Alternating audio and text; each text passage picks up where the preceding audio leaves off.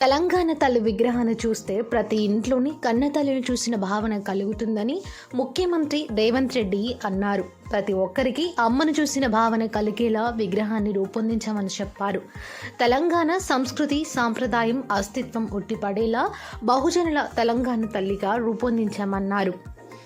విగ్రహ రూపకల్పన సందర్భంలో 2 అంశాలు ప్రస్తావనకు వచ్చాయని, దేవతలా ఉండాలా, సొంత మాతృమూర్తిలా ఉండాలా అన్న చర్చ జరిగిందని పేర్కొన్నారు. దేవత గుడిలో ఉంటుందని, తల్లి ఇంట్లో ఉంటుందని, మనల్ని ఒడిలో పెట్టుకొని పెంచుతుందని గుర్తు చేశారు. పైగా అందుకే తల్లి రూపమే ఉండాలన్న అభిప్రాయాల మేరకు బహుజనుల తెలంగాణ తల్లి విగ్రహాన్ని రూపొందించామని వెల్లడించారు. సోమవారం అసెంబ్లీ శీతాకాల సమావేశాలు ప్రారంభమయ్యాయి. ఉదయం 10:30 సభ ప్రారంభం కాగానే స్పీకర్ ప్రసాద్ కుమార్ అనుమతితో తెలంగాణ తల్లి విగ్రహ రూపకల్పనపై సీఎం రేవంత్ రెడ్డి ప్రకటన చేశారు. అనంతరం సభను ఉద్దేశించి మాట్లాడారు.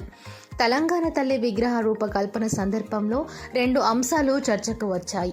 విగ్రహం వజ్ర వైడూర్యాలు, కిరీటాలు, భుజకీర్తులతో దేవతలా ఉండాలా, లేక మనల్ని గుండెల్లో పెట్టుకుని చూసుకునే మన అమ్మలా ఉండాలా అనే ప్రస్తావన వచ్చింది. మేధావులు, ఉద్యమకారులు, కవులు, కళాకారులందరూ తెలంగాణ తల్లి విగ్రహం మన తల్లిలా ఉండాలని అభిప్రాయపడ్డారు. దేవత గుడిలో ఉంటుందన్నారు.